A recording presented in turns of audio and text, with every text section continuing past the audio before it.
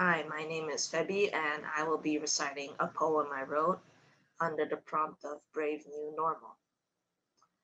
The image that I've chosen to go with my performance is of the stadium being built in my city, Jakarta. This stadium took a long time to get approval for it to be built. The people who wanted it, they did not give up, they continued to be brave enough to push through with their efforts. And the stadium, this beautiful stadium, is the result of their efforts. What I'd like to get from this image is that as long as you can hope, as long as you can be brave enough to push through, you can make it.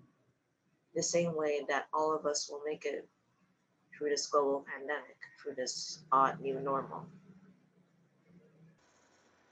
This is a poem I wrote titled Brave New Normal.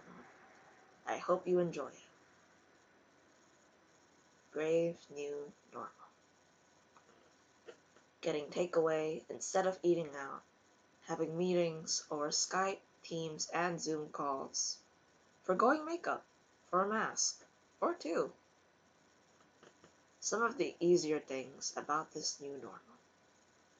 And then there are the harder things. The sounds of sirens quickly replacing traffic, hearing someone is sick and trying not to panic. Where would this new normal be without the pandemic? We can't escape it. Quarantines, lockdowns, and our devices, our windows to the closed-off world, are filled with the words COVID, Corona, new cases, and variants. So we keep ourselves busy by learning new things, a new language, a new skill, a new hobby, new skills, or old ones renewed. We unknowingly equip ourselves with bravery for things that we did not have time or were filled with fear for, all to keep us afloat in this sea of unknown. At least, the ones who can afford it. But the ones who can't, and the ones who have places to be, they are equipped with bravery too. Essential workers, armed in hazmat suits, preparing to go into the battlefield called the operating room. Couriers, bringing us food and other essential items. The people working hard to create and spread vaccines. Now, some of us are divided and spread all over. We are never, ever truly alone. And even when we are, we have courage in our bones. So this is a reminder. This isn't just a pandemic. This isn't just the new normal. This is the brave new normal. Because we all have the courage to make it through. Thank you for listening. This is a poem I wrote titled New Normal. I hope you enjoy it. Since late 2019 and up until now, there are some of us walking with a loved one lost.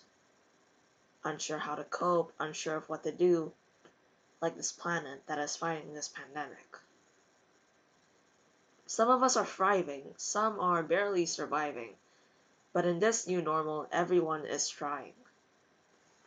But it's hard when what you learned is not on the exam.